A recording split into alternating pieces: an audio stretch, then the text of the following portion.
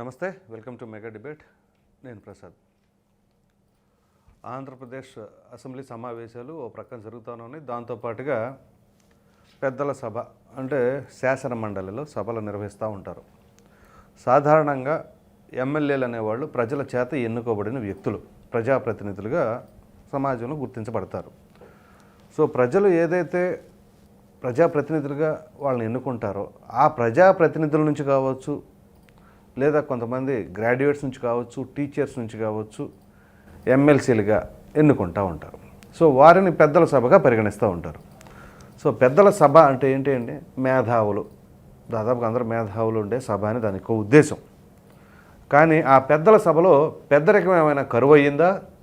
అసలు నిజంగా పేరుకే పెద్దల సభ, కానీ ఆ పెద్దలు అనేవాళ్ళే లేరా ఏంటి? ఎందుకంటే రాజకీయం రోజు రోజుకి భ్రష్టు పట్టిపోతుందా అనే దౌర్భాగ్యంగా ఉన్నట్లు ఎందుకు కనిపిస్తూ ఉంది. ఎందుకంటే ప్రధానంగా ఏదైనా సరే అంశానికి సంబంధించి చర్చ జరగాలి అంటే ఆ చర్చ జరగనివ్వరు. పోనీ ఏదైనా సరే ఆరోగ్యకరమైన వాతావరణం ఉందా అంటే అది ఉండదు. వ్యక్తిత్వ హననాలు, దానికి అసెంబ్లీ లేదు, శాసన మండలి లేదు. ఇక పెద్దల సభ అని పేరు ఎందుకు? దానికి పేరుకు మాత్రమే పెద్దల సభ, కానీ చెప్పుకోవడానికి సిగ్గుచేటు మనకే. అది ఇటువంటి వారిని మనం పెద్దలుగా పరిగణిస్తుంది అని చెప్పేసి. సో వైసీపీ ఓటమి చెందిన తర్వాత అసెంబ్లీలో అడుగుపెట్టాలి అంటే అడుగుపెట్టట్ల వాళ్ళు. పోనీ జగన్మోహన్ రెడ్డి గారు ఏమైనా సరే వెళ్ళకపోయినా ఆ వాళ్ళు మిగతా 10 మందినైనా పంపిస్తారా అంటే వాళ్ళు వెళ్ళరు. వెళ్ళకపోగా తిరిగి చంద్రబాబు నాయుడు గారు పారిపోయారని చెప్పేసి నిన్న శాసనమండలి వేదికగా ఈ విధంగా మాట్లాడారు. ఇది చాలా హాస్యాస్పదంగా ఉంది. చంద్రబాబు నాయుడు గారు ఏ పరిస్థితుల్లో వెళ్ళారు, ఎందుకు వెళ్ళారు అనేది అందరికీ తెలుసు. ఎందుకంటే ఆ రోజు ఒక సంచలనమైన ఘటన కూడా చోటు చేసుకుంది. ఆయన ఆవేదన అంతా కూడా మీడియా ముఖంగా తెలియజేశారు. ఇవన్నీ తెలిసినా కానీ మరలా పారిపోయారని చెప్పేసి అంటాం. పారిపోయారు కాదు, ఆయనని హింసపెట్టో వేదన గురి చేసో అసెంబ్లీని వదిలేసేలాగా చేశారు. అప్పుడు ఆ విధంగా ఇంట్లో ఆడపడుచులను తీసుకొచ్చి వ్యక్తిత్వ హననం. దీనిపైన నారా లోకేష్ గారు నిన్న ఆయన చాలా ఘాటుగానే స్పందించారు. తప్పులేదు, ఎవరి తల్లినైనా అంటే ఏ కొడుకు చూస్తూ ఊరుకోడు. ఇంకా లోకేష్ గారు చాలా హుందాతనంగా, అది పెద్దల సభ కావచ్చు, అసెంబ్లీలో కావచ్చు, ఆయన చాలా గౌరవప్రదంగానే మాట్లాడారు.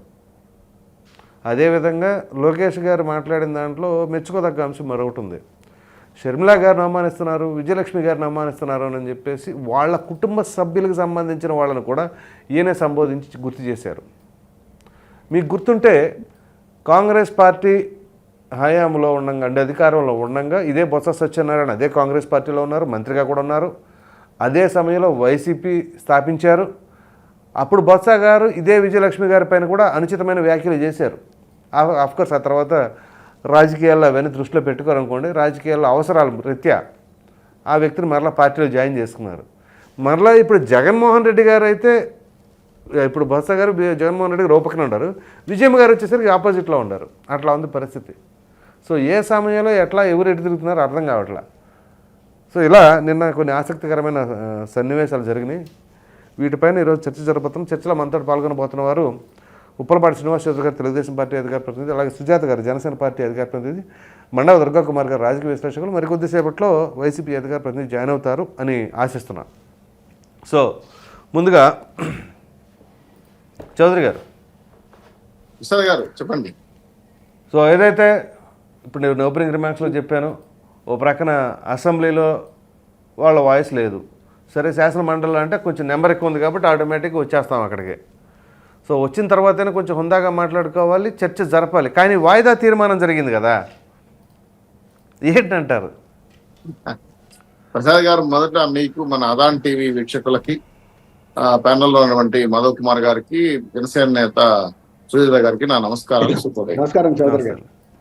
ఈరోజు ఆంధ్రప్రదేశ్ శాసనసభ, శాసన మండలి రెండు, శాసనసభ వద్దు, మండలి ముద్దు. జగన్మోహన్ రెడ్డి గారి యొక్క సైతాన్ల యొక్క పార్టీ ఏమి సభ్య సమాజానికి మెసేజ్ ఇవ్వదలుచుకునింది? రాష్ట్రంలో రెండు దేవాలయాలు, శాసన మండలి కావచ్చు, శాసనసభ కావచ్చు. ప్రజలు ఎన్నో ఆకాంక్షలు పెట్టుకొని 39% ఓట్లు మీకు వేశారు. పులివెందుల ఎమ్మెల్యే కూడా నియోజకవర్గ ప్రజలు మిమ్మల్ని గెలిపించారు. మరి మీరు రాష్ట్ర ప్రజలకి, రాష్ట్ర ప్రజాస్వామ్యానికి విలువలు ఇస్తున్నారా? పిరికోళ్ళకి పారిపోతున్నారా అంటే మీలో అహంకారం, గర్వం, అదేవిధంగా అధికార దర్పం ఇప్పుడు లేదనా, లేట కావాలన్నా ప్రతిపక్ష హోదా అని? సరే, ప్రతిపక్ష హోదా ప్రజలు ఇవ్వాలి కానీ కోర్టులు స్పీకరో లేదా తెలుగుదేశం పార్టీ ఇవ్వదు కదా. సో ఇది కూడా తెలియని అమాయకత్వంతో ఈరోజు సైతాన్ల సైకోల యొక్క ఫ్యాక్టరీలో కూర్చొని మైక్ పెట్టుకొని మాట్లాడతానంటే, మైక్ పెట్టుకొని మాట్లాడడానికి నువ్వు ఎమ్మెల్యే కానక్కర్లేదు, రాజీనామా చెయ్యి చెల్లి అంటావు. ప్రజల ఆశల్ని దేవాలయం లాంటి శాసనసభలో శాసనమండలిలో మాట్లాడాలి. అధికార పక్షం తప్పులు చేస్తే నిలయాలి, సూచనలు చేయాలి, అంశాలపైన విమర్శలు చేయాలి. ఇది వదిలేసి సొంత చెల్లిని తల్లిని లాంటి వాడు కూడా విమర్శిస్తా ఉంటే మీ సైకో పార్టీ గుమ్ము నుండి నిన్న ప్రెస్ ముందుకు వచ్చి ఏం ఆడుతున్నాడు, ఈ రోజు నుంచి నేను పెడతా పోస్టులు, మీరంతా విజృంభించండి, క్షేత్రస్థాయిలో గ్రామ మహిళా గ్రామ స్థాయి మండల స్థాయి నాయకులందరూ రండి, పోస్టులు పెట్టండి, ఎంతమందిని అరెస్ట్ చేస్తారో చేయండి.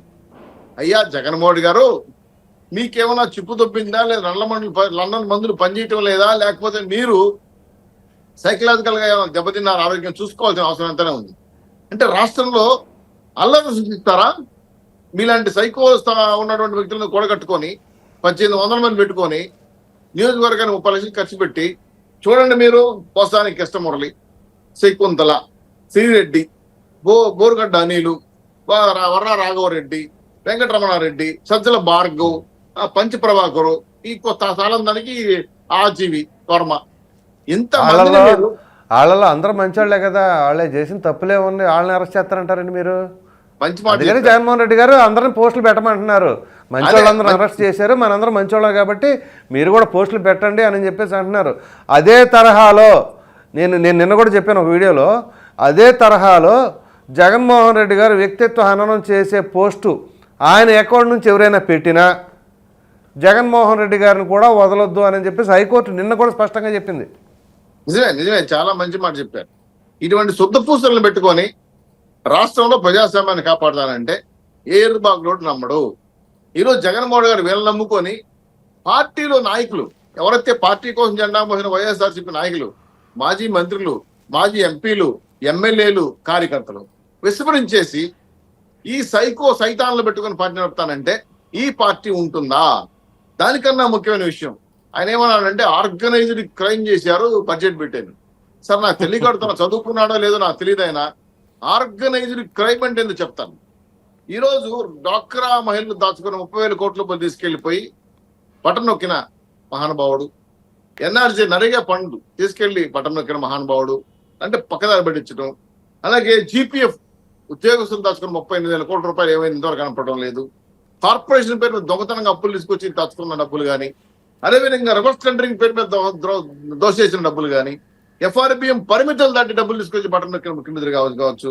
అలాగే సదరన్ డిస్కమ్ యొక్క లోన్లు తీసుకొచ్చి ఆ డబ్బులు పక్కదారి పెట్టించి ఈరోజు అప్పులు పాలు చేసిన మహానుభావుడు కావచ్చు. ల్యాండ్ శాండ్ మైనే కాకుండా పూర్తి స్థాయిలో ఈ రోజు రాష్ట్రంలో ఉన్నటువంటి అడ్వర్టైజ్మెంట్ల కోసం సాక్షి పేపర్ కి 700 కోట్లు ఖర్చు పెట్టి, పేపర్లు వేసుకున్న 200 ఖర్చు పెట్టి రాష్ట్ర ఖజానాకి బొక్కేయడం అనేది ఇది ఆర్గనైజ్డ్ క్రైమ్. జగన్మోహన్ గారు ఇది మాట్లాడండి. శాతకాక సేవలేక ప్రజా సమస్యలు దేవాలయం లాంటి ఎమ్మెల్యేలు కూర్చున్న శాసనసభలో పలకలేక భయపుట్టుకునిందా? పులివెందుల పిరికివాడి అయిపోయా మీరు? మీకు భయం ఏమైంది? సింగిల్గా వస్తా, సింపుల్గా వస్తా, మాట్లాడదాం, గెలుద్దాం, 175 సిద్ధమా అన్నారు కదా, మీరు సిద్ధమే రండి. రెడ్డి గారు ప్రెస్ మీట్ పెట్టారు తెలుసా? పెట్టారా? అడిగారు కూడా. నేను రాష్ట్రంలో కేసులు పెడుతున్నాను, నా మీద పోస్టులు పెడుతున్నారు, నన్ను చిత్రహింసలు చేస్తున్నారు, మానసికంగా దెబ్బతీస్తున్నారంటే, సార్ నిన్న రఘురామకృష్ణ స్పీకర్ అయ్యారు, డిప్యూటీ స్పీకర్. సరే, ఆయన సొంత ఎంపీగా ఉన్నాడు, ఆయన ఎలా కొట్టారు, కాన్స్టిట్యున్సీకి రాకుండా ఎలా తరిమారు, అసలు ఆయన వీడియోలు ఎలా వైరల్ చేసి మీరు సైకోతాన్ని నిరూపించుకున్నారు. ఆయన ఈరోజు డిప్యూటీ స్పీకర్ అయితే నన్ను అధ్యక్ష అనాల్సి వస్తుందని చెప్పి గర్వంతో అయిపోయావా? అంటే నీకు ప్రజాస్వామ్యం మీద గౌరవం లేదా? ప్రజల మీద గౌరవం లేదా? మీరు ర్యాగింగ్ చేస్తారు ఖచ్చితంగా. సార్ నేను ఒక మాట అడుగుతాను సార్, అచ్చెన్నాయుడు గారు కానీ త్రిపులార్ గారు కానీ స్పీకర్ డిప్యూటీ స్పీకర్ కాకుండా మాట్లాడారు, నేను ఒప్పుకుంటా. కోపం వచ్చారు, బాధ కలిగింది, వాళ్ళు అవి హింసించారు, మాట్లాడారు. స్పీకర్ అయిన తర్వాత అచ్చెన్నాయుడు ఒక మాట అన్నారు, అయ్యా జగన్మోహన్ గారు మీరు సభకు రండి, నేను ఆహ్వానిస్తాను, మీకు తగిన టైం ఇస్తాను, మాట్లాడండి, నేను గౌరవంగా ఆహ్వానిస్తున్నాను, భద్రత కల్పిస్తాను అన్నారు. ఇదే త్రిపులార్ గారు కూడా మన శాసనంలో అదే మాట, నేను రావాలని కోరుకుంటున్నాను, రండి జగన్మోహన్ రెడ్డి గారు వచ్చి మాట్లాడని చెప్తే ఆయన వెయిటింగ్ అండి, ఆయన వెయిటింగ్ అంటాడు ఆయన. అదే సార్ మీట్ అంటే సమావేశాలకు విలువ తెలీదా? ప్రజాస్వామ్యానికి విలువ తెలీదా? ఓట్లేసిన ప్రజల మీద మీరు అవమానపరుస్తారా? మీకు చంద్రబాబు నాయుడు గారు ఏమంటారు పారిపోయినారంట. చంద్రబాబు నాయుడు ఎందుకు పారిపోతారు నాకు అర్థం కాలేదు. మిగిలిన సభ్యులంతా వచ్చారు. ఆ రోజు ఆయన భార్యని దుర్మార్గంగా మాట్లాడితే ఇది అగౌరవంగా ఉంది, ఇది గౌరవ సభ కాదు కౌరవ సభ అని చెప్పి ఛాలెంజ్ చేసి ముఖ్యమంత్రిగా అడుగు పెడతా అని చెప్పి ఛాలెంజ్ చేసి నిరూపించుకొని వచ్చాడు. ఇప్పుడు నువ్వు ఎప్పుడు వచ్చావు సభకి? ఎప్పుడు అవమానించావు? ఎప్పుడు ర్యాగింగ్ చేసావు? అసలు ప్రమాణ స్వీకారానికే ప్రోటోకాల్ పక్కన పెట్టి నీకు ప్రాధాన్యత ఇచ్చాం, వచ్చి ప్రమాణ స్వీకారం చేయవా బాబు అని. అంత గౌరవం ఇచ్చాం. దొరిదారు వస్తే దొరిదారు కూడా గేట్ తెరిచాము వెనక గేట్ నుంచి. సో మీకు గౌరవం ఇస్తా ఉంటే, భద్రతలు కల్పిస్తా ఉంటే, శాసనసభకు రాకుండా పారిపోయే పిరికి జగన్మోహన్ రెడ్డి గారికి ఒకటే మాట చెప్తున్నా. ఆ రోజు 98 నుంచి పోరాడితే ఇద్దరు సభ్యులు సార్ బీజేపీకి కష్టపడ్డారు, నిలబడ్డారు. ప్రైమ్ మినిస్టర్ అయ్యారు సాయి వాజ్పేయి గారు, పద్వాని గారు. మాట్లాడలేదా పార్లమెంట్ లో ఇద్దరే? అలాగే ఉమ్మడి రాష్ట్రంలో పీజే గారు 23 సీట్లే ఉంది. పీజే జనార్దన్ రెడ్డి గారు ఆయన నిలబడి మాట్లాడలేదా? కొత్తల కృష్ణ గారు ఒకరే కదా మాట్లాడారు లేదా? మొన్నటి వరకు నోముల నరసింహ గారు ఒకరే కదా మాట్లాడలేదా? ఇట్లాంటి వ్యక్తులు ఉన్నాయి మన శాసనసభ పార్లమెంట్ లో. మీరు ఒక్కరైతే మాత్రాన 11 మంది మాత్రం మా రూల్ ఏమైనా ఉందా? పైగా మేము రావద్దని మాట్లాడారు కదండి. పైగా రావద్దని మేము చట్టం చేసావా? మీకు భద్రత కల్పించలేదా? దారి రావద్దంటే మీ హక్కు ఉండదు కదా. నేను అదే అంటున్నా, మీకు అడగలేదు. అదే మీలాగా 41 నోటీసులు, జీవో నెంబర్ 1, 30 యాక్ట్లు పెట్టలేదు కదా. శాసనసభలో 40 ఎగరేది మీరు రావడం లేదు. మిమ్మల్ని రమ్మంటున్నాము, సాధారణంగా ఆహ్వానిస్తున్నాము, మీరు భయపడి పారిపోతా ఉంటే నిన్న ఒక ఆయన అన్నాడు మమ్మల్ని అడుక్కున్నా రమ్మని శాసనసభ అని అన్నా. అయ్యా నీ బాధ్యత అది, ఎమ్మెల్యే అయ్యావు, 39 ఓట్లు వచ్చాయి శాతం. మీరు ఎందుకు పారిపోతున్నారు? మీ బాధ్యతను మర్చిపోతున్నారు. సో ప్రజలిచ్చే తీర్పుని అగౌరవపరుస్తున్నారు. ఇది మంచి పద్ధతి కాదు జగన్మోహన్ రెడ్డి గారు చెప్తా ఉంటే. ఈ సైకో సమాజం కూర్చొని జగన్మోహన్ రెడ్డి గారికి ప్రతిపక్ష హోదా వస్తేనే వస్తాము అనే మాట్లాడేది కాకుండా దుర్పాలకి ఇప్పుడు కూడా వ్యక్తిగత సంబంధం చేస్తున్నా నాకు అర్థంగా ఉండలేదు.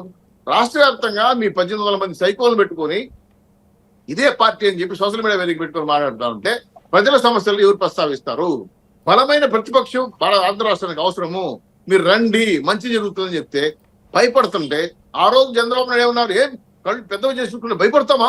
41 మంది లేస్తే మీరు గాలికి వెళ్ళిపోతారు చూస్తారా అని ఇట్టన్నారు. ఇవన్నీ కాకుండా మళ్ళీ మాట అన్నారు. మీ దగ్గర నుంచి 45 మంది లాగేసుకుంటే మీకు విపక్ష హోదా ఉండదు కదా.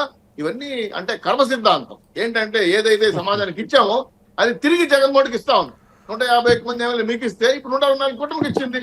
సో ఇవన్నీ కూడా ఆయన గుర్తు చేసి మానసికంగా నలిగిపోయి లండన్ మందులు పనిచేయకుండా పోతున్నాం. కాబట్టి ఖచ్చితంగా మీ అందరూ సహకారంతో ఆయన ఆరోగ్యం బాగుండాలని సార్ నేను చెప్తాను. ఆయన ఆరోగ్యం బాగుండాలని, శాసనసభకు రావాలని, వచ్చి ప్రజలపై నిలబడాలని, గొంతుగా మాడాలని చెప్పాలి కోరుకున్నాను. కాబట్టి ఈ బయట మైకులతో మాట్లాడే మాకు అనవసరం. ఎందుకంటే మైకుల్లో మాట్లాడి మేమున్నాం, మీరున్నారు, చాలా ఛానల్స్ ఉన్నాయి. దానికి ఎమ్మెల్యేగా నక్కర్లేదు కదా. అదేగా చెల్లింది. మీకు పూర్తి స్థాయిలో అధికారులు అప్పచెప్తే ఎమ్మెల్యేగా పులివెందులలో మీ కాన్స్టిట్యూన్సీ లో అన్నమయ్య ప్రజల గురించి మాట్లాడబండి. మీ ప్రజలు ఆశ్రయించి పంపించారు కదా. అదేవిధంగా డబ్లింగ్ లైన్ బెంగళూరు టు పులివెందులకి క్యాన్సిల్ చేయకుండా దాన్ని కంటిన్యూ చేయమని చెప్పండి. ఇది కాకుండా మళ్ళా పులివెందుల సమస్యలపై డిస్కస్ చేయండి. అనేక అంశాలు పులివెందుల్లో ఉంటేనే అవి మాట్లాడకుండా, రాష్ట్రసభ్యులు మాట్లాడకుండా మీ శాసనసభకు రానని చెప్తే మీరు ఓపెన్ గా చెప్పేశారు నేను రాను శాసనసభకు అని. ఏ ఉద్దేశంతో అంటే మీరు హస్త సన్యాసం చేశారా? ఉత్తర కుమార్ పత్రికలు చేశారా? ఇది ఎంతవరకు సమంజసము? ఇవన్నీ ప్రజలు వస్తున్న సందేహాలు. ఇవి తీర్చాల్సిన బాధ్యత జగన్మోహన్ మీద ఉంది. అది వదిలేసి మీరు శాసనసభలో మేము మాకు బలం ఉంది, ఆడబోతాం శాసన మండలికి, బలం లేదు కాబట్టి మేము రావంటే అంటే గౌరవ సభల్ని మీరు అవమానపరిచినట్టే కదా. ఇది ప్రజలను అవమానించినట్టే కదా. ప్రజాస్వామ్యం మీకు ఇచ్చిన బాధ్యతను విస్మరించినట్టే కదా. ఎమ్మెల్యేగా ఇన్ని ప్రజలకు సమాధానం చెప్పాల్సిన బాధ్యత జగన్మోహన్ గారు. కాబట్టి తప్పు చేసిన వాళ్ళు ఖచ్చితంగా తుప్పు రాకొడతారు. ప్రజలు మళ్ళీ మీకు 11 లేకుండా ఆ 11 జగన్మోహన్ రెడ్డి గారి 1వ జగన్మోహన్ రెడ్డి చేస్తారు తెలియదు. కానీ ఖచ్చితంగా ప్రజల ఆశల ఆకాశాలను మీరు మాత్రం 9వ విషయాన్ని మీ మీద ఆధారపడి ఉంటది. వాళ్ళకి ఎన్ని సీట్లు గెలవాలనేది మీ మీద ఆధారపడి ఉంటది. లేదు సార్, వైఎస్ఆర్సీపీ పార్టీ ఉంటుందని ఆశ మాకైతే లేదు. ఇప్పటికే చాలా మంది అదే సార్, అది ఉండాలా ఉండకూడదా, ఏమవ్వాలి, ఎన్ని సీట్లు గెలవాలనేది మీరు పరిపాలించే తీరుని బట్టి ఉంటది. తప్పకుండా 164 సీట్లు ఎన్డీఏ కూటమి ఒళ్ళు దగ్గర పెట్టుకొని పరిపాలన చేస్తారు. మీలాంటి నాయకులు, మీ జర్నలిస్టులు గల్లా పట్టుకొని తప్పు చేశాడు పదే చెప్తున్నాం. ఎందుకంటే మేము ఆహ్వానిస్తున్నాం. అందుకే ఇప్పుడు జగన్మోహన్ కూడా రెండే మహాసభ మా జనసభ గురించి పడుతున్నాం. కాబట్టి ఆయన రాయకుండా పోవడం అనేది ఆయన విజ్ఞత వదిలేస్తాం. Right sir. సుజాత గారు నమస్తే అండి. నమస్తే అండి ప్రసాద్ గారు. సో ఏదైతే నిన్న శాసన మండలిలో వాయిదా తీర్మానం సోషల్ మీడియా పోస్టుల పైన, సో ప్రధానంగా చర్చ జరగాల్సిందే, చర్యలు తీసుకోవాల్సిందే ఎవరిపైన అయినా సరే ఎంతటి వారైనా కానీ. ఎందుకంటే ఆ వ్యక్తిత్వ హననం సాదాసీదాది కాదు. ప్రధానంగా బాధితుల్లో మొదటి స్థానంలో ఉండేది మీరే. జనసేన వీర మహిళలు కావచ్చు, సాక్షాత్తు మీ అధినాయకుడు కావచ్చు, ప్రత్యేకంగా చెప్పుకోనక్కర్లేదు. అయితే ఎవరైతే ఓ మహిళా మూర్తి మరి ఆవిడని మరి వైసీపీ వాళ్ళు అఫీషియల్గా యాక్సెప్ట్ చేయరు అని చెప్పేసి ఆవిడ ఆవేదన కూడా మీకు తెలుసు. ఆవిడ సో క్షమించండి అని చెప్పేసి లేఖలు రాయటం కావచ్చు, వీడియోలు రిలీజ్ చేయటం కావచ్చు, మరి వీటన్నిటి తరుణంలో ఏంటి క్షమించే పరిస్థితులు ఏమైనా ఉన్నాయా మీ పార్టీ నుంచి? సార్, ముందుగా ప్రసాద్ గారు మీకు అలాగే ఆదాన్ వీక్షకులకి ప్యానెల్లో ఉన్న పెద్దలందరికీ నమస్కారం అండి. నమస్తే అండి. రాజకీయాల్లో మనం గత స్వతంత్రం వచ్చిన దగ్గర నుంచి ఎన్నో పార్టీలు మారాయి, ఎంతో మంది ముఖ్యమంత్రులు మారారు, ఎంతో మంది అధికారం చేపట్టారు. వ్యక్తిగత విమర్శలకి ఇంత దిగజారు రాజకీయాలు అయితే మనం గత 70 ఏళ్ళలో 75 ఏళ్ళలో ఎప్పుడు చూడలేదండి. ఈ వైసీపీ ఏదైతే రాజశేఖర రెడ్డి గారి మరణం తర్వాత జగన్మోహన్ రెడ్డి గారు పార్టీ పెట్టారో, పార్టీ పెట్టిన దగ్గర నుంచి అధికారంలోకి వచ్చే వరకు కూడా ఒక లెక్క, అధికారంలోకి వచ్చిన తర్వాత ఇంకో లెక్క అన్నట్టు వారి పార్టీ పెట్టిన దగ్గర నుంచి కూడా అవతల వాళ్ళ మీద బూతులతోటి, వ్యక్తిగత హననాలతోటి విరుచుకుపడడం మనం చూసాం సార్. అధికారంలోకి వచ్చిన తర్వాత అయినా కొంచెం బాధ్యతగా వ్యవహరిస్తారేమో. ప్రజలు అంత పెద్ద మ్యాండేట్ ఇచ్చారు, 151 సీట్లతోటి ప్రజలు అంత ఎత్తున వాడికి భారీ విజయం అందించి కూర్చోబెట్టారు. అప్పుడైనా వాళ్ళు ప్రజల పక్షాన నిలబడి ప్రజలకు సేవ చేయాలన్న ఆలోచన ఉంటుందేమో, మారుతారేమో అని ప్రతి ఒక్కళ్ళు ఒక ఆశతో ఎదురు చూశారు. కానీ వాళ్ళ ఇచ్చిన మ్యాండేట్ ని వాళ్ళకి తలకి ఎక్కించుకుని అహంకారంతో మాకు ఇక అడ్డు అదుపు లేదన్నట్టు విచ్చలవిడిగా ఇంకో 30 ఏళ్లు మేమే అధికారంలో ఉంటాము, జగన్మోహన్ రెడ్డి ముఖ్యమంత్రిగా ఉంటారు అని అది ప్రజల సపోర్ట్ ఉంటే 50 ఏళ్ళు ఏ పార్టీ ఉండొచ్చులే. కానీ అసలు ముందు మనం చేసే చేయకుండా నేను 30 ఏళ్ళు ఉంటాను నేను ఎట్ట అనుకుంటారు? అది మూర్ఖత్వం కాకపోతే. అంటే వాళ్ళు ఒక పిలిపిచ్చారు సార్, మేము 30 ఏళ్ళు జగన్మోహన్ రెడ్డి గారే అధికారంలో ఉంటారు, సీఎం గా ఉంటారు, మీ ఇష్టం వచ్చినట్టు రెచ్చిపోండి, మీ జోలికి ఎవరు రారు, మీరు ఎంత ఎక్స్టెంట్ కి వెళ్ళాలంటే అంత తిట్టండి, అవతల మనల్ని భయపెట్టండి, ముఖ్యంగా మహిళల్ని, తమ పార్టీని, తమ అధికారాన్ని ప్రశ్నించే ఈ ప్రభుత్వంలో, వైఎస్ జగన్మోహన్ రెడ్డి గారి ప్రభుత్వంలో జరుగుతున్న అవినీతిని పై ప్రశ్నించే గళం విప్పే మహిళల్ని రాజకీయాల నుంచి పారిపోయేటట్టు బెదిరించండి, భయపెట్టండి, ఇష్టం వచ్చినట్టు బూతులు తిట్టండి, వాళ్ళ ఇంట్లో కుటుంబ సభ్యుల్ని, చిన్నపిల్లలను కూడా బూతులు తిట్టండి, ప్రతిపక్ష నాయకుల ఇంట్లో ఆడవారిని బూతులు తిట్టండి, వారు భయపడి పారిపోవాలి, మానసికంగా వారిని చంపేయాలి అనే ఒక విస్తృతమైన ధోరణిలో వాళ్ళు అదే ఒక పథకం ప్రకారం, ప్లాన్ ప్రకారం ఒక సైకో సైన్యాన్ని జగన్మోహన్ రెడ్డి గారు తయారు చేశారండి. రాజకీయాల్లో అన్ని పార్టీలకి కార్యకర్తలు ఉంటారు, అలాగే రాజకీయ పార్టీలు చేరి ప్రజల కోసం సేవ చేయాలనుకునే ప్రజలు ఉంటారు. కానీ వీళ్ళు ఒక కాలకేయ సైన్యం లాగా ఒక సైన్యాన్ని తయారు చేశారు, కేవలం అవతల వారిని వ్యక్తిగతంగా మానసికంగా చంపడానికి కోసం. దానికి ప్రజాధనాన్ని, అంటే మీరు, మేము, మనందరం కట్టే ట్యాక్స్ డబ్బుల నుంచి డిజిటల్ కార్పొరేషన్ ద్వారా ఒక్కొక్కరికి లక్షల్లో జీతాలు ఇస్తూ వారిని పెంచి పోషించి ప్రజల మీదకు ముసుగొల్పారండి. అది ప్రతిపక్ష నాయకులైనా, పార్టీలో ఉన్న మహిళలైనా, లేదంటే సామాన్య ప్రజలైనా ఎవరు గొంతెత్తితే వారిని విపరీతంగా మానసిక దాడి చేయడం, మాటల దాడి చేయడం, ప్రత్యక్ష దాడులు కూడా ఎన్నో పాల్పడారండి వైసీపీ అధికారంలో ఉండగా. పైగా ఇంకొక విషయం ఏంటంటే, చాలా బాధ కలిగించే విషయం ఏంటంటే, ఎవరైతే బాధితులు ఉన్నారో వారు పోలీస్ స్టేషన్ కి వెళ్లి కేసు పెడితే తిరిగి బాధితులపైనే కేసులు నమోదు చేశారు. ఇది మనం ఇంతకు ముందు ఎక్కడా చూడలేదండి. బాధితులు ఎవరైనా పోలీస్ స్టేషన్ కి వెళ్తే వాళ్ళు కేసు తీసుకుంటారు. ఇప్పుడు 164 సీట్లతో ఇంత పెద్ద మ్యాండేట్ ఉన్న ఎన్డీఏ ప్రభుత్వం ఉంది, ఇప్పటికి కూడా ఎవరు పోలీసులలో అజమాయిషి ఎవరు చెల్లేస్తున్నారు? నిన్న బోరుగడ్డ అన్నిలను చూసాం, బిర్యానీ పెట్టించుకుంటాడు, పరుగులు వేయించుకుంటాడు, రాజభోగాలు అనుభవిస్తున్నాడు. మరి మీకు మీదేనండి, అది మీరు మాట్లాడకూడదు ఆ మాట, అధికారాలు ఉండి. నేను చెప్పేది కంప్లీట్ కానివ్వండి సార్. అంటే మీరు కూటమి ప్రభుత్వం అధికారంలో ఉందని చెప్పి బోరగడ్డ అన్నిలను తీసుకుని వెళ్ళి 3rd డిగ్రీ చేసేసో, లేదంటే ఇష్టం వచ్చినట్టు హింసించేసో అట్లా చేయట్లేదు కదా. చట్ట ప్రకారం వెళ్తున్నాం. మరి మీరు ఏం చేశారు?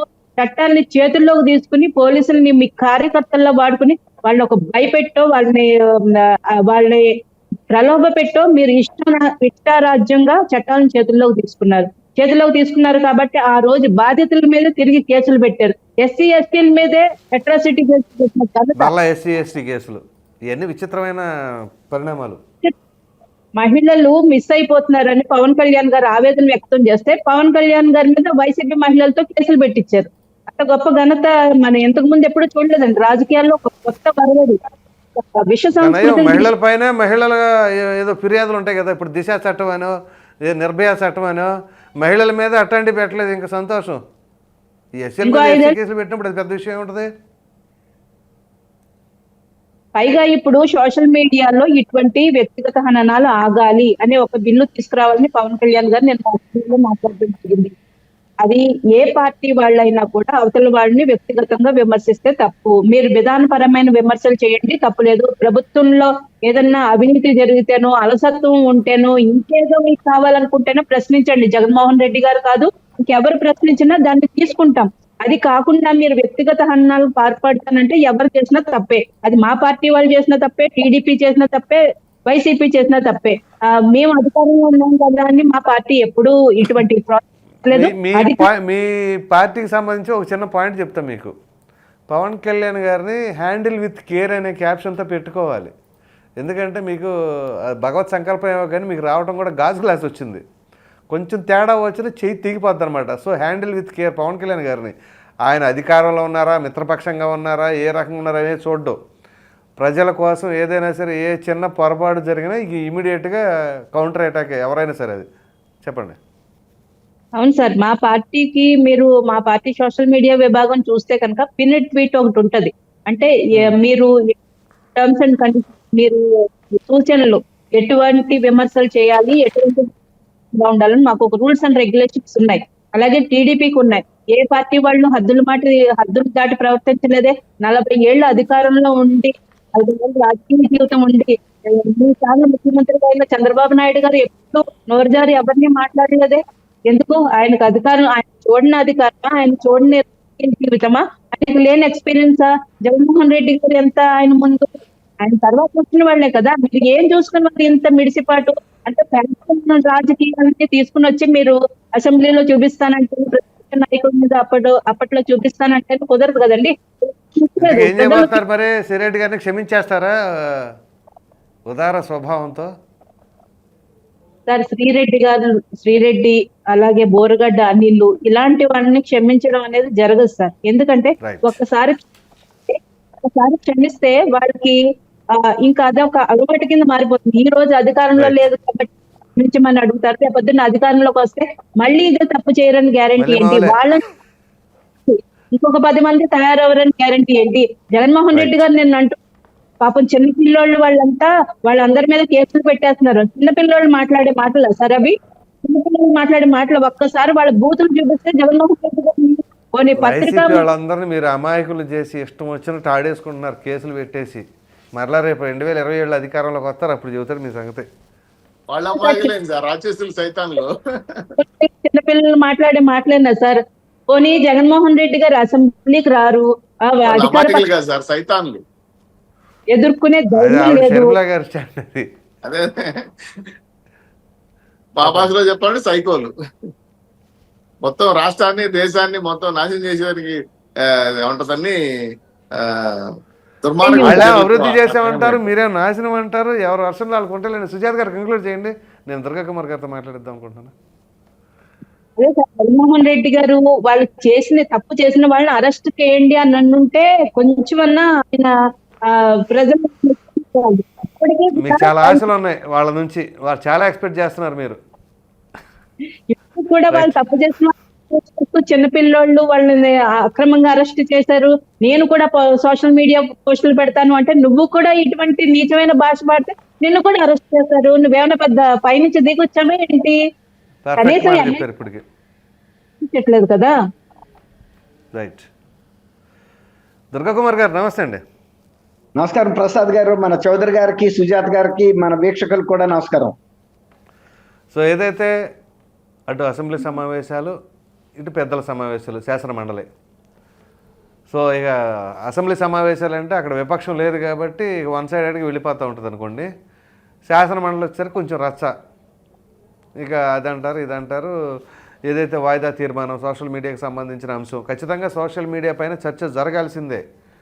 ఏదైతే పవన్ కళ్యాణ్ గారు అన్నారో ఇండియా మొత్తానికి కూడా ఒక మార్గదర్శకంగా ఏపీ ఉండాలి అని అంటే ఖచ్చితంగా చర్యలు తీసుకోవాలి, దాన్ని పాజిటివ్గా యూజ్ చేసుకోవాలి ఆ సోషల్ మీడియాని. సో ఇటువంటి తరుణంలో ఓ ప్రక్కన బొత్స సత్యనారాయణ గారేమో మేము ఏది భువనేశ్వరి గారికి సంబంధించిన ఎపిసోడ్లో మేము వారిని సమర్థించమని చెప్పేసి అన్నారు. లోకేష్ గారు చాలా మంచి కౌంటర్ వేశారు. మీరు టికెట్ ఇచ్చేశారు కదా, సమర్థించమని ఎలా అంటారు? సమర్థించినట్లే కదా టికెట్ ఇస్తానని చెప్పేసి. సో చెప్పండి. ఇప్పుడు మీరు ఇంట్రోలో కూడా ప్రసాద్ గారు ఒక మాట చెప్పారు, ఈ మధ్యకాలంలో రాజకీయాలు చాలా పతనం అయిపోతున్నాయి, విలువలు పోతున్నాయి అని. సార్ 1980లో కూడా పెద్దల సభలో కూడా ఇలాంటి రచ్చ జరిగినప్పుడు, అప్పుడు నేను ఈనాడులో రిపోర్టర్ అండి, ఆ రోజు పెద్దల సభలో రగడని ఒక హెడ్డింగ్ పెడితే ఈనాడులో అది పెద్ద నేషనల్ స్థాయి అంశం అయింది. అప్పుడు రోషి గారు కూడా పెద్దల సభలో గౌరవ సభ్యులు రామోజీరావు గారిని అరెస్ట్ చేసి తీసుకొచ్చి పెద్దల సభ ముందు నిలబెట్టమని ఒక తీర్మానాన్ని ఆమోదించారు. అప్పుడు విజయ రామారావు గారు పోలీస్ కమిషనర్ హైదరాబాద్ కి, ఆయన అరెస్ట్ చేసి ఆయన వచ్చాడు ఆఫీస్ కి, అరెస్ట్ చేసి తీసుకెళ్ళమంటాడు రామోజీరావు గారు. అరెస్ట్ చేస్తే జరిగే పరిణామాలు విజయ రామారావు గారికి తెలుసు, ఆయన కొంత విజ్ఞత గల అధికారి. ఆయన మీరు వస్తే నేను తీసుకెళ్తాను అంటాడు. ఈ విధంగా జరిగి అది ఒక జాతీయ స్థాయి చర్చ జరిగింది. అంటే ఒక ప్రెస్ కుండ వాల్యూ, తర్వాత రాజ్యాంగ పరంగా ఉన్న పెద్దల సభకి ఉన్న అధికారాలకు సంబంధించి. కానీ ఆ విషయంలో ఈనాడే గెలిచింది. ఇప్పుడు అక్కడ జరిగిన రగడ జరిగింది కాబట్టి పెట్టారు, వ్యంగ్యమైన వ్యాఖ్య తప్ప దాంట్లో జరగని అంశం లేదు కదా అని. అట్లాగే ఈ రోజుల్లో అయితే అధికార పార్టీ గెలిచేది. అవును, అప్పుడు ఇలా లేదండి. అప్పుడు వ్యవస్థలు అన్ని రాజ్యాంగ వ్యవస్థలు కూడా ఇంతకన్నా అలర్ట్ గా ఉన్నాయి, పర్ఫెక్ట్ గానే ఉన్నాయి మీరు అన్నట్టు. అయితే నేను ఎందుకు చెబుతున్నా అంటే ఈ దిగజారుడుతనం అనేది అప్పుడు కన్నా కూడా ఇంకా జారింది. మీరు అన్నట్టు వాళ్ళైతే ఫిజికల్ గా ఆయన ఎత్తుకు రమ్మని కూడా చెప్పేవాళ్ళు, కానీ ఆ రోజు ఉన్న చైర్మన్ ఆ మాట చెప్పలేదు. ఎవరి గౌరవాన్ని ఆడు కాపాడుకున్నారు. సరే, ఇప్పుడు మీరు అడిగింది మీరేమన్నారు? ఇప్పుడు అదేనండి, పెద్దల సభ ఈ సోషల్ మీడియా పైన చర్చ వాయిదా తీర్మానం అడిగారు కదా వాళ్ళు. అవును. అయితే ఇంకోటి ప్రసాద్ గారు, ఇప్పుడు ముఖ్యమంత్రి గారు ఏమనుకుంటున్నాడంటే కేవలం సోషల్ మీడియాతోనే నేను గెలవగలుగుతాను అంటున్నాడు. ఇప్పుడు ఎప్పుడైనా చతురంగ బలాల్లో అదొక బలం, అంతేగాని నేను అన్ని కోల్పోయి కేవలం ప్రెస్ సోషల్ మీడియాని పెట్టుకుని నేను ఈ సోషల్ మీడియాలో అడ్డగోలు పోస్టింగులు పెట్టి ఒకవేళ నా కార్యకర్తలు నా నాయకులు ధైర్యం సాలకపోతే నేనే వాళ్ళ తరపున పెడతాననే స్థితికి దిగజారాడు. అంటే ఇప్పుడు శ్రీరెడ్డికిను జగన్మోహన్ రెడ్డికి ఏం తేడా ఉందండి? సేమ్. శ్రీరెడ్డి కూడా ఏమనుకుందంటే తను చాలా శక్తివంతురాలని, నేను మద్రాసులో కూర్చుని ఎవరిని బూతులు తిట్టినా ఎలాంటి పిచ్చి పంచాంగం వదిలినా ఎవరేం చేయలేరు అనుకుంది. కానీ ఇవాళ లోకేష్ అన్న, పవన్ అన్న, అదన్నా ఇదన్నా అని అందరి కాళ్ళు పట్టుకుంటాను అనే స్థితికి వచ్చింది. ఎప్పుడు కూడా ఇప్పుడు గతంలో కూడా మన రాజుల దగ్గర కూడా ఈ చతురంగ బలాలు ఉండేయండి అన్ని. అట్లాగే ఇప్పుడు కూడా త్రివిధ దళాలు ఉన్నాయి ఏ దేశానికైనా.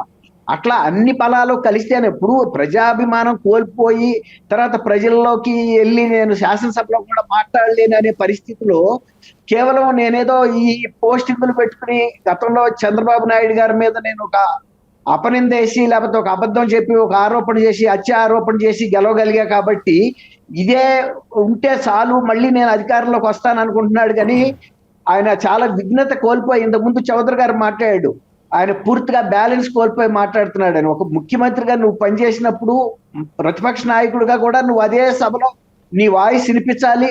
ఒకవేళ ప్రభుత్వంలో జరిగే లోటుపాట్లు చెప్పాలి, ప్రజల సమస్యలు చెప్పాలి. తన పులివెందుల నియోజకవర్గం ఆయన బాధ్యత కదండి, అది ఆయనకి బాధ్యత.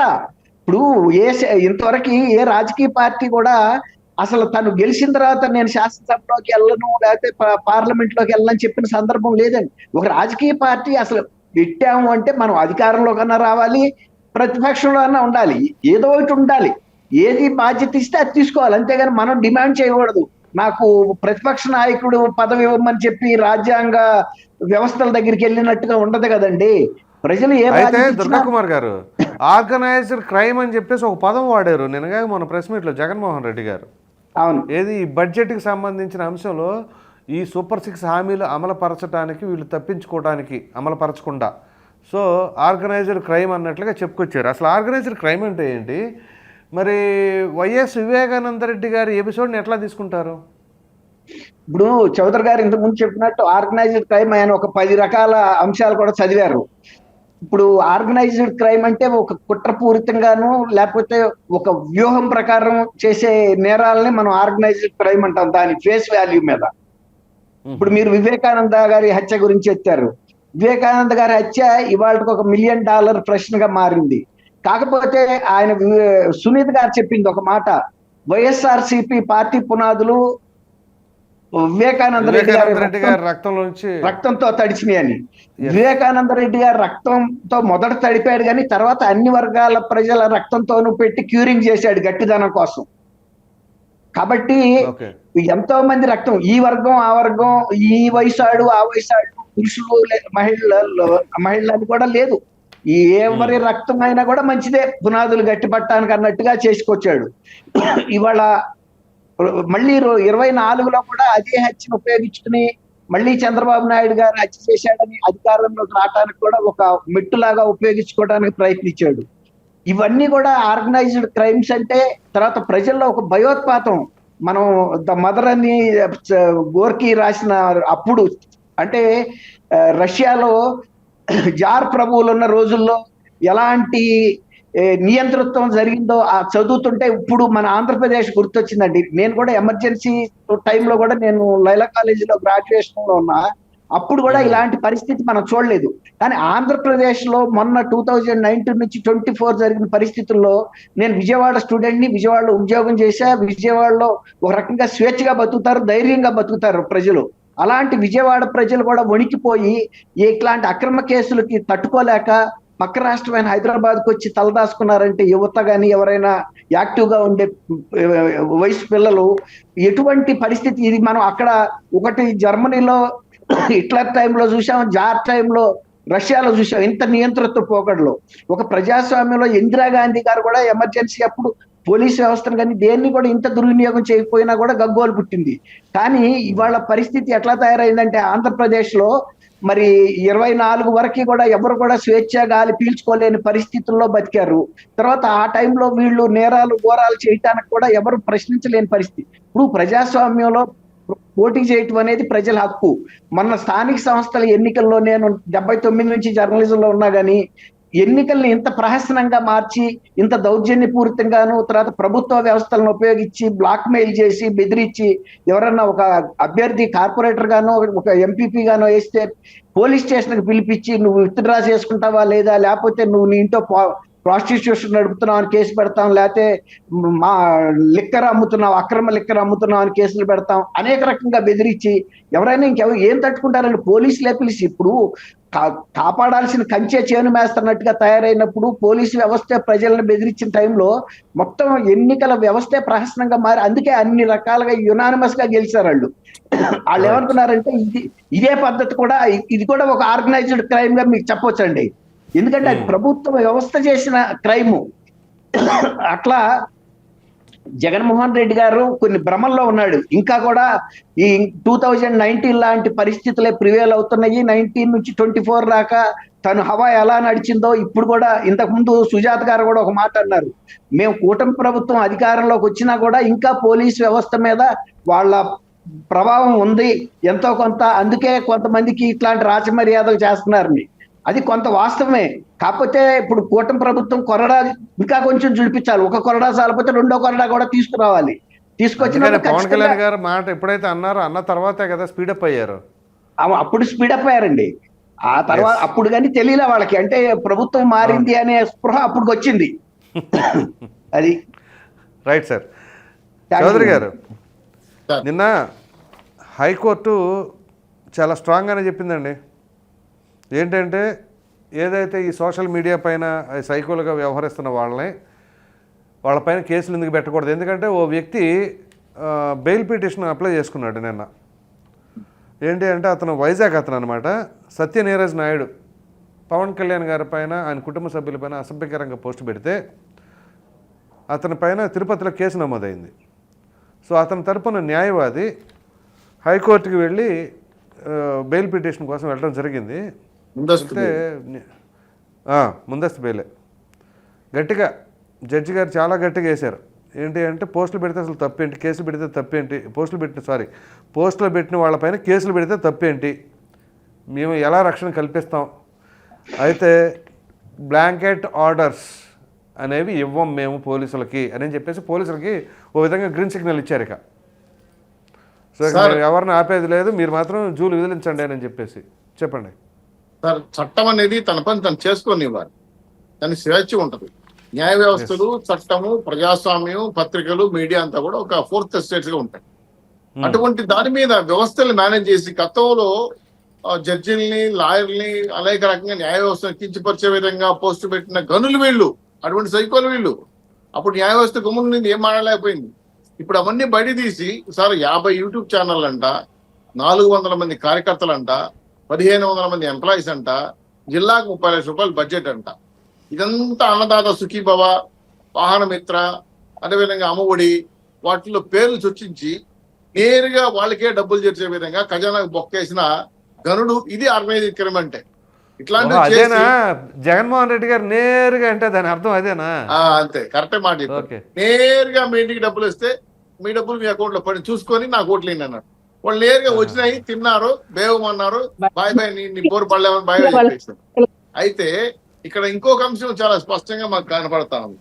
ఎప్పుడైతే కార్యకర్తలు చేసి ఇలాంటి సైకోలను పెట్టుకొని పార్టీ నడుపుతాం అనుకున్న జగన్మోహన్ రెడ్డి గారికి ఖచ్చితంగా బుద్ధి చెప్పే రోజులే కాకుండా ఈరోజు చట్టపరంగా సోషల్ మీడియాలో జరుగుతున్న అన్యాయ అక్రమాలే సార్ పవన్ కళ్యాణ్ గారి కూతురు దగ్గరికి వెళ్ళారు, వాళ్ళ భార్య దగ్గరికి వెళ్ళారు, భువనేశ్వరం దగ్గరికి వెళ్ళారు, బ్రహ్మణి గారి దగ్గరికి వెళ్ళారు. ఇది పై నాయకులే కాకుండా కార్యకర్తలు, కింది స్థాయి కార్యకర్తలు, అరుణ కావచ్చు, కీర్తన కావచ్చు, మా పార్టీలో ఉన్న అనిత గారు కావచ్చు, శివపార్వతి గారేంటి, సుజాత గారేంటి, ఆవిడ బాధలో ఉంటే అవన్నీ కూడా ఏంటంటే ఆ బొమ్మలు చూస్తే రాయలసీమ వాళ్ళైతే నరికేస్తారు అనుమానం అక్కడ. అంత దుర్మార్గంగా న్యూడ్ బొమ్మలు పెట్టమైంది, వేరే తలకాయలు తగిలిచ్చేసి దాంట్లో సైకో ఆనందమాలు తగిలించడమైంది, ఫిలిములు రాయడమైంది. సార్ 4 స్టార్ ఉన్నటువంటి గోరంట్ల మాధవ్ కాడ నుంచి అనంతబాబు వరకు, గోడ శ్రీనివాస్ వరకు మీ పార్టీలో పెట్టుకోవాలి వాళ్ళందరినీ. వాళ్ళు ఇప్పేసి గుడ్లు ఇప్పేసి బరితే తిరిగారు. ఆ సంస్కృతికి మీరు అలవాటు పడి ఈ సైకోలు నచ్చి కొడితే అటువంటి బొమ్మలు పెడితే దాంట్లో ఏం ఆనందం కనపడుతుంది నాకు అర్థం కాలేదు. వ్యక్తిగతంగా మహిళల పట్ల ఎంత గౌరవం ఉండాల్సిన మన ఆంధ్రదేశంలో వాళ్ళకి ఇచ్చిపరిచే పోస్టులు పెడతారే, అంతే జడ్జిలో వదలేదు కదా. ఖచ్చితంగా నియంత్రించే చట్టం కావాలి. అది కూడా కామెంట్ చేశారు నిన్న హైకోర్టు జడ్జి, నిన్న కూడా అది కూడా కామెంట్ చేశారు. నిజమే సార్, వదలలేదు, కోవిడ్ ఉన్న రూమ్ లో వదిలిపెట్టాలి అని చెప్పి ఇంకా చాలా ఘోరమైన పందులుగా గాడులుగా బొమ్మలేసి కూడా కూడా తెలుసు. అయితే న్యాయ వ్యవస్థను గౌరవించాలి కాబట్టి మనం మాట్లాడలేదు. ఇంత దుర్మార్గంగా మనుషులు వీళ్ళు ఎందుకు మనుషులు అవుతారు సార్? వీళ్ళు సైకోలు, విషనాగులు. ఇలాంటి విషనాగులు విష సంస్కృతిని ప్రచురిస్తున్నారు కాబట్టి వీళ్ళ మీద చట్టం తీసుకురావాలి, ఇది సమర్థించాలి. దీన్ని వాయిదా తీర్మానంగా పెద్ద సభలో పెట్టారు. అటువంటి పెద్దల సభ మీరు హాజరైన వాళ్ళు అప్పుడు కూడా లోకేష్ గారు ఫైర్ అవ్వాల్సి వచ్చింది. మా తల్లిని అన్నారు కాబట్టి ఈ రోజు నేను స్పష్టిస్తున్నాను. ఆ రోజు మా బాబు గారు ఇందు కోసం వెళ్ళారు బయటకు అని చెప్పాల్సి పరిస్థితి వస్తుంది. అప్పుడు కూడా కొత్త రోజులు విలువలు ఉన్నోళ్ళు, గతంలో సీరియస్ గా పనిచేసిన వాళ్ళు కూడా ఏం మాటలు అర్థం కాకుండా బొక్కి మొక్క వేసి కూర్చున్నారు. నేను అదే అడుగుతున్నా, శాసనసభకు రారు, శాసన మండలి కావాలి, అహంకారంతో గర్వంతో మందలేదని చెప్పి, మేము సైకోలో మందలేదని చెప్పి భయపడి ఇంట్లో తక్కువ పిరికి జగన్మోహన్ గారు అంటే నేను రండి శాసనసభకి, మా అచ్చెన్నాయుడు పిలిచారు, ఆ త్రిపులార్ గారు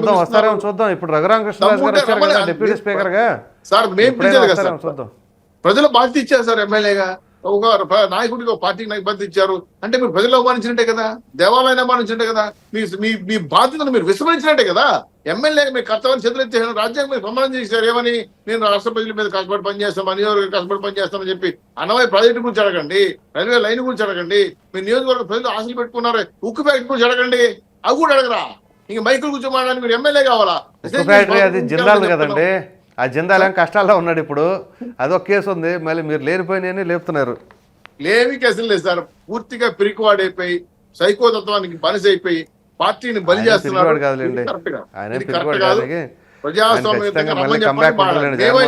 తక్కువ అంచనా వేస్తున్నారు. లేదు సార్, నేను అంచనా వేయటం లేదు. మేము కూడా చెప్తున్నాం, మేము కూడా బాధ్యత. 264 సీట్లు ఇస్తే చాలా ఒరి దగ్గర పెట్టుకుని పరిపాలించిన బాధ్యత మాకుంది. మేము ఖచ్చితంగా నెక్స్ట్ 2029 వరకు టార్గెట్ పెట్టుకుని పని చేయకపోతే మాకు కూడా అదే తప్పులు చేస్తే ప్రజలు బుద్ధి చెప్తారు సార్. అందుకే ఊళ్ళ దగ్గర పెట్టుకోవాలంటున్నాం. కాబట్టి తప్పులు Right, sir. చేయం, తప్పు చేసే వాళ్ళు వదలం, ప్రజాస్వామ్యంగా పరిపాలిస్తామని చెప్పి హామీ ఇస్తున్నాం సార్. Right sir. సుజాత గారు, సో ఇప్పుడు ఏదైతే నిన్న హైకోర్టు చేసిన వ్యాఖ్యలు కూడా పవన్ కళ్యాణ్ గారు ముందు ఏదైతే చెప్పారో జూలు విధించండి అని చెప్పేసి పోలీసులకి, హైకోర్టు కూడా సమర్థించి పోలీసులకి ఇక గ్రీన్ సిగ్నల్ ఇచ్చేశారు. సో ఈ క్రమంలో ఇప్పుడు ఏదైతే నేను ఇందాక ఒకటి చెప్పాను చౌదరి గారితో, ఈ సత్యనీరజ్ నాయుడు అనమాట, వైజాగ్ క్యాండిడేటు, ఆయన పవన్ కళ్యాణ్ గారి కుటుంబ సభ్యులను ఉద్దేశించి చేయటం, ఇట్లా ఒకటి కాదు రెండు కాదు చాలా ఉన్నాయి కదా. సో ఈ క్రమంలో ఒకవేళ మీ పార్టీకి సంబంధించిన వాళ్ళు కూడా ఎవరైనా సరే గతంలో కావచ్చు, లేదా ఎన్నికలకు ముందు కావచ్చు, లేదా ఎన్నికల తర్వాత కావచ్చు, ఏదైనా సరే అసభ్యకరమైన పోస్టులు పెడితే ఒకవేళ అది పవన్ కళ్యాణ్ గారి దృష్టికి వెళితే ఏంటి పరిస్థితి? సార్, మొదటగా నేను జగన్మోహన్ రెడ్డి గారు అన్న ఆర్గనైజ్డ్ క్రైమ్ గురించి మాట్లాడదలుచుకున్నాను. ఆర్గనైజ్డ్ క్రైమ్ అంటే జగన్మోహన్ రెడ్డి గారి దృష్టిలో బడ్జెట్ గురించి ఆర్గనైజ్డ్ క్రైమ్ అంటారు, వాళ్ళు పెట్టే సోషల్ మీడియా సైకోల్ గురించి ఆర్గనైజ్డ్ క్రైమ్ అంటున్నారు, మరి అర్థం కావట్లేదు. కానీ ఆర్గనైజ్డ్ క్రైమ్ అంటే ఒక లిక్కర్ పాలసీ, లిక్కర్ విధానంలో డిస్టిలరీస్ ని ఆక్రమించేసుకుని అక్కడ యజమానులని అక్రమ కేసులు పెట్టి పెనాల్టీలు వేసి వాళ్ళని ఎల్లగొట్టేసి వీళ్ళు డిస్టిలరీని ఆక్రమించేసి మద్యం తయారు చేసేది వాళ్ళే. ఆ ఎండీని తీసుకుని వచ్చింది వాసుదేవరెడ్డిని, ఇండియన్ రైల్వేస్ ని తీసుకుని వచ్చి కమిషనర్ గా పెట్టుకున్నది ఆయన్నే, ఎండీగా పెట్టుకున్నది ఆయన్నే. రిటైల్ రంగంలో కూడా ప్రభుత్వమే వచ్చేసి ప్రభుత్వ ఆదాయానికి గండి కొట్టేసి ఏది కూడా క్యాష్ రూపంలో మీరు లక్షల కోట్లు సంపాదించారు కదా, అది ఆర్గనైజ్డ్ క్రైమ్ అంటే. మరి సాక్షి పేపర్ కి మీరు వాలంటీర్ల ద్వారా కంపల్సరీ చేసి సాక్షి పేపర్ కి 200 కోట్ల పైగా ఖర్చు పెట్టించారు, డబ్బు కట్టబెట్టారు కదా, అది ఆర్గనైజ్డ్ క్రైమ్ అంటే. సోషల్ మీడియాలో సైకిల్ను వదిలేసి వాళ్ళకి డిజిటల్ కార్పొరేషన్ ద్వారా జీతాలు ఇచ్చి పెంచి పోషించారు కదా, ఇది ఆర్గనైజ్డ్ క్రైమ్ అంటే. మరి ప్రాజెక్టు బాధితులు ఇళ్ళు వాకిలు లేకుండా ఇప్పటికీ రోడ్ల మీద గత ప్రభుత్వం దిగిపోయే వరకు కూడా రోడ్ల మీద ఉంటే మీరు 500 కోట్లు పెట్టి రిచికొండలో భవనాలు కట్టించుకున్నారు కదా, రాజభవనాలు, ఇది కదా ఆర్గనైజ్డ్ క్రైమ్ అంటే. ఇలా చెప్పుకుంటూ పోతే డిబేట్ సరిపోదు సార్. ప్రతి ఒక్కటి అదే విధానంలో ఉంటుంది. మీరు ప్రతి ఒక్కటి తీసుకోండి. మీరు మద్యం గురించి చెప్పారు, శాండ్ గురించి తీసుకోండి, అదేది జేపీ కన్స్ట్రక్షన్స్ అంట, ఆ జేపీ కంపెనీ ఎవరిదో ఏంటో తెలీదు. ఎన్నికలు అయిపోయిన తర్వాత కౌంటింగ్ జరిగే ముందు కూడా తవ్వుకుంటా ఉన్నారు. కౌంటింగ్ అయిపోయిన తర్వాత ఫలితాలు వచ్చినాక ప్రమాణ స్వీకారానికి మధ్యలో కూడా తవ్వేసుకుంటా పోతా ఉన్నారు. ప్రతిదీ ఆర్గనైజర్గానే ఉంది వాళ్ళకి. అంతే సార్. ఇప్పుడు ఎలక్షన్స్ అయ్యి కౌంటింగ్ అయ్యే లోపల జవహర్ రెడ్డి గారు, ఇంతకు ముందు సిఎస్ గా చేసిన జవహర్ రెడ్డి గారు ఎన్ని వందల ఎకరాలు ఎస్టేట్ భూములు, జిరాయితీ భూములు, చుక్క భూములు మీకు విశాఖ అటువైపు విశాఖ జిల్లాలో ఎన్ని వందల ఎకరాలు వాళ్ళు రిజిస్ట్రేషన్ చేయించుకున్నారండి ఆఫ్టర్ ఎలక్షన్స్, బిఫోర్. ఈ మధ్యలో అంటే ఎలక్షన్స్ కోడ్ అమల్లో ఉండగా మీరు ఇటువంటివి అసైన్డ్ భూములు అవి ఆక్రమించుకోవడానికి అసలు మామూలుగానే కుదరదు. అది ఎలక్షన్ కోడ్ ఉన్నప్పుడు అంత బరి తెగించేసి మీరు 100 ఎకరాలకి మీరు రిజిస్ట్రేషన్ చేసేసుకుని అగ్రిమెంట్ చేసేసుకుని ఇది కదా ఆర్గనైజ్డ్ క్రైమ్ అంటే. జగన్మోహన్ రెడ్డి గారు మీరు ఆర్గనైజ్డ్ క్రైమ్ గురించి మాట్లాడాలంటే ఇంకా ఏదైతే ఇప్పుడు ఈ సోషల్ మీడియాకి సంబంధించిన అంశంలో హైకోర్టు చెప్పింది. సో ఇప్పుడు నేను చెప్పినట్లుగా పవన్ కళ్యాణ్ గారికి సంబంధించి, అంటే మీ పార్టీకి సంబంధించి ఎవరైనా సరే వేరే వాళ్ళ పార్టీ గురించి కానీ వేరే వ్యక్తుల గురించి కానీ అసభ్యకరంగా పోస్టులు పెడితే అది పవన్ కళ్యాణ్ గారి దృష్టికి వెళ్తే ఎలా ఉండబోతుంది? సార్, పవన్ కళ్యాణ్ గారు మొదటే మాకు ఒక రూల్స్ అండ్ రెగ్యులేషన్స్, ఒక గైడ్ లైన్స్ ఖచ్చితంగా ఉన్నాయండి. సోషల్ మీడియాలో మేము ఎలా మాట్లాడాలి, ఎటువంటి పోస్టులు పెట్టాలి, ఎటువంటి భాష మాట్లాడాలి అన్న దాని మీద మాకు స్పష్టమైన గైడ్ లైన్స్ ఉన్నాయి. అది ఎవరైనా అతిక్రమిస్తే ప్రభుత్వం చర్యలు తీసుకునే ముందే కంటే కూడా మా పార్టీ చర్యలు తీసుకుంటే ఇమ్మీడియట్ గా పార్టీ నుంచి సస్పెండ్ చేస్తారు సార్. వాళ్ళ ప్రాథమిక సభ్యత్వాన్ని వాళ్ళు రద్దు చేస్తారు. అటువంటి ఇప్పుడు కూడా జరగలేదు. ఒక్క పోస్ట్ మా అఫీషియల్ హ్యాండిల్ నుంచి, అది కూడా వ్యక్తిగత హననాలు కాదు, దుర్భాషలు కాదు, బూతులు కాదు, ఒక జోక్ గా ఒకసారి ఒక ఫన్నీగా కామెంట్ పెడితేనే ఇమ్మీడియట్ గా వాళ్ళకి వార్నింగ్ ఇవ్వడం జరిగింది. సెకండ్స్ లో వాళ్ళు రిమూవ్ చేశారు. కాబట్టి ఇంత స్ట్రిక్ట్ రూల్స్ మేమే పెట్టుకున్నాం. మాకు ఇంకొకరు ఎవరు రూల్స్ పెట్టి శిక్షించేంత వరకు కూడా ఏం రాదు సార్ పరిస్థితి. మాకు ఒక రూల్స్ అండ్ ఉన్నాయి, మేము దాన్ని ఫాలో అవుతాం. అలాగే సోషల్ మీడియాలో ఇంతకు ముందు చూసాం, మా హైకోర్టు జడ్జిల్ని వాళ్ళ ఇంట్లో వ్యక్తిగత కుటుంబం కూడా తీసుకుని వచ్చి ఇష్టం వచ్చినట్టు మాట్లాడి హైకోర్టు జడ్జిలందరినీ ఒక రూమ్ లో పెట్టి దాంట్లోకి కోవిడ్ పేషెంట్ ని వదిలేస్తాం, మీరు ఎలా బతుకుతారో చూస్తామని ఇష్టం వచ్చినట్టు రెచ్చిపోయిన సంఘటనలు చూశారు. కాబట్టి ఈ రోజు న్యాయమూర్తులు, న్యాయ వ్యవస్థ అంతా కూడా వీళ్ళ యొక్క ఏదైతే అధికార దుర్వినియోగం, వీళ్ళ యొక్క సైకోతనం ఏదైతే ఉందో వాళ్ళు గమనించారు. ఖచ్చితంగా ఇప్పుడు వీళ్ళు ముందస్తు అప్లై చేసుకుంటే కూడా కోర్టులు అందుకే తిరస్కరిస్తున్నాయి ఈ రోజు. అంటే మన స్వేచ్ఛ, వాక్ స్వాతంత్రానికి అవతల వాళ్ళ మీద బూతులతో విరుచుకుపడడానికి చాలా వ్యత్యాసం ఉందండి. ఆ వ్యత్యాసాన్ని జగన్మోహన్ రెడ్డి గారికి తెలియదేమో, ఆయనకు అలవాటేమో అది. కానీ కోర్టులు ఖచ్చితంగా వీటి మీద సరైన స్ట్రిక్ట్ యాక్షన్ తీసుకోబోతున్నాయి. ఎన్డీఏ కూటమి ప్రభుత్వం కూడా ఇటువంటి తక్కువ మీద ఉక్కుపాదం మోపబోతుంది. Right madam. దుర్గాకుమార్ గారు, సో ఇప్పుడు కోర్టు ఏదైతే చాలా సివియర్గా పోలీసులకు కూడా చెప్పింది, సివియర్గా చెప్పడం అంటే పోలీసులకి సపోర్ట్గా మీరు చూడొచ్చండి అని చెప్పేసి.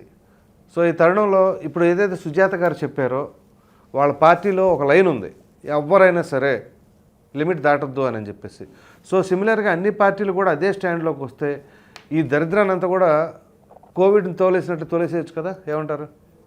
ఇది కోవిడ్ ప్రసాద్ గారు, ఏదైనా ఒక రాజకీయ పార్టీ ఓడిపోవాలంటే ఎన్నో కార్యక్రమాలు, అంటే వివిధ పనులు చేయటంతో పాటు సోషల్ మీడియాలో అసభ్య పోస్టింగ్లు పెడితే కూడా ఆ పార్టీల ఓటమికి అది ఒక కారణం అవుతుందండి. అంటే సూసైడల్ ఏదన్నా ఒక పార్టీ తను ఓడిపోదలుచుకున్నప్పుడు ఇలాంటి అరాచకానికి ఇప్పుడు జగన్మోహన్ రెడ్డి గారి పార్టీ పాల్పడినట్టు పాల్పడాలి.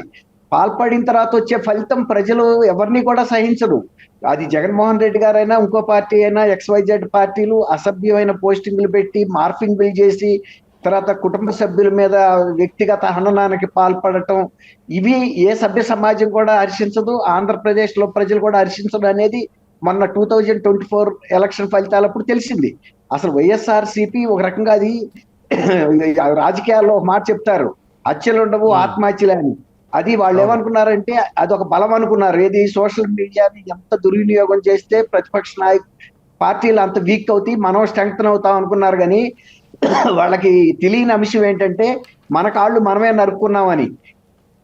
ప్రతి శవం దగ్గరికి వెళ్ళటం, లేకపోతే ప్రతి చిన్న అంశాన్ని రాజకీయ పరం చేయబోవటం, దాని ద్వారా రాజకీయ లబ్ధి పొందాలనుకోవటం, లేకపోతే వ్యక్తిగతమైనటువంటి వ్యక్తిగత హననం చేసేటువంటి పోస్టింగులు పెట్టడం, ఇవన్నీ కూడా వాళ్ళు చేసిన పెద్ద తప్పిదాలు. ఇప్పుడు మీరు అడిగారు ఇట్లాంటివి కనుక ఏ పార్టీకి ఆ పార్టీ క్రమశిక్షణతో ఉంటే వ్యవస్థ బాగుపడుతుంది కదా అని. కరెక్ట్, వ్యవస్థ బాగుపడుతుంది, ఆ పార్టీల ప్రగతి కూడా ముందుకెళ్తాయి, 4 కాలాల పాటు ఆ పార్టీలు నిలబడతాయి. ఎప్పుడైతే ఇలాంటి అనైతికమైనటువంటి కార్యక్రమాలకి పాల్పడతాయో ఆ పార్టీల యొక్క ప్రతిష్ట, వ్యక్తిగత దాని విలువ అనేది తెలిసిపోద్ది ప్రజలకి. సుదీర్ఘకాలం ప్రయాణం చేయాలి రాజకీయంలో, ప్రజల మధ్యలో ఉండాలనుకునే పార్టీలు ఇలాంటి చిల్లర పనులు చేయవు. చిల్లర పనులు చేసే పార్టీలు ఏంటంటే ఈ ఒక్క ఎలక్షన్ మనం గడిపేసుకుంటే చాలు, వచ్చినంత కాడకి దోచుకుందాం, తర్వాత సంగతి వేరే మాట అనే పార్టీలు కొన్ని వస్తాయి, పుట్టగొడుగు పార్టీలు. అవి చేస్తాయి. కానీ ఒక జాతీయ స్థాయి పార్టీలు కానీ లేకపోతే ప్రాంతీయ పార్టీలు ఒక చిరకాలం ఒక విలువలతో కొనసాగాలనుకునే పార్టీ ఏది కూడా ఈ చేయటానికి సాహసించదు. సాహసిస్తే మూల్యం చెల్లించాల్సి వస్తుంది. రైట్. నేను ఒక పాయింట్ చెప్తానండి మీ ముగ్గురికి కూడా. ఒకటి నాకు ఇప్పుడే స్ట్రైక్ అయింది. ఆంధ్రప్రదేశ్ ప్రజలకి నిజంగా మన ఆంధ్రప్రదేశ్ ప్రజలు దేశ చరిత్రను మార్చేశారని చెప్పేసి అనుకోవచ్చు మొన్న ఎన్నికల తీర్పులో. ఎందుకంటే దేశ చరిత్రను మార్చేసారు, డౌటే లేదు. అది ఎలాగో కూడా చెప్తాను ఒక్క నిమిషంలో.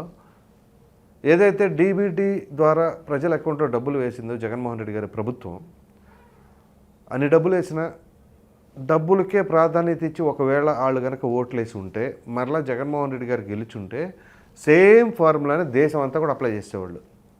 వాళ్ళు ఎంత రెవెన్యూ జనరేట్ చేసుకుంటున్నారా, ఏంటా, ఏం జరుగుతుందా, అదంతా అనవసరం. సహజ వనరులు దోచేసుకుంటున్నారా, ఏం జరుగుతుందా, అసలు మించి హామీలు ఇస్తున్నారా తెలియకుండానే ఇక మిగతా రాజకీయ నాయకులందరూ కూడా అదే కాపీ కొట్టేసుకొని దేశం అంతా కూడా అప్పుల పాలైపోయేది నాకు తెలిసి అయితే.